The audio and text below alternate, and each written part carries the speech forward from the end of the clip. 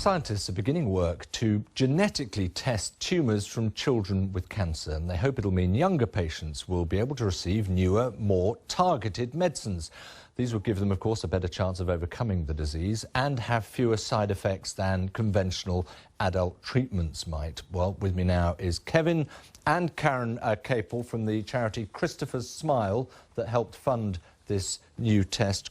Thank you very much for joining us. Christopher, your son, of course. Karen, perhaps can you just explain, if you like, what is lacking at the moment then, what it is that children aren't getting that perhaps adults are? Current treatments are, in the main, chemotherapy, radiotherapy. They're extremely harsh, very hard-hitting. They don't always have the results that parents and children want. That was very much the case with Christopher. He underwent 21 months of treatment. Very, very harsh to sit beside your son and see him suffer from the side effects at the time of treatment. Sadly for us, the end result wasn't what we'd hoped. We need to move forward with treatments for children. Adults are already seeing targeted, personalised treatments, and this is where we need to be with children. There is an unmet need at the moment, and it's important that gap is filled. Kevin, you're obviously driven by a very, very personal, painful experience of what this is like. Nonetheless, what is the sort of time frame for bringing this into play? Every time we put out a story of hope, if you like, about cancer, that's always the question in the back of people's minds. That sounds great, but when might we get access to this? I think we need to look at the context of this. This is the first step in a long journey, and we need to take the step, otherwise we're not going to start on the journey. The test will show us just what abnormalities exist in children's cancers.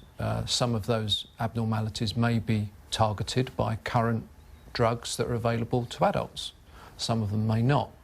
But without the test, we don't know what we're looking at. It must feel, from your perspective in particular, simply unjust that this sort of treatment, this opportunity is there for adults and not for younger ones. Under 14s, really, we're talking about, aren't we? Yes, yes. It is unjust. Children with cancer represent a very tiny minority of cancer patients in the UK. We're looking at around 1,500 children a year.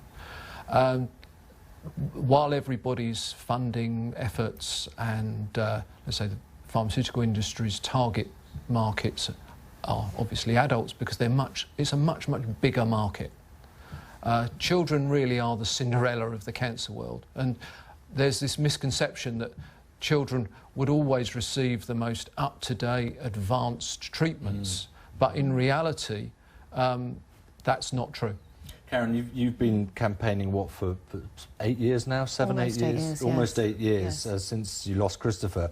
That's a long time to build up to this. Is this something that you've been working towards specifically, or as you've developed your own campaign, this is what's emerged out of it? Yes, we knew from the outset we wanted to focus on new targeted treatments. We weren't happy to or willing to fund any further chemotherapy.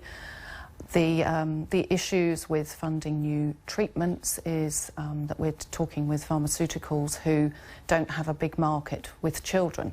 So that's one of the huge barriers. That's one of the huge barriers that we face. So we wanted to make sure that our funding was put to best use, and we saw that there was a gap for children in the UK. There was no sequencing work in hand, and we felt that that was needed.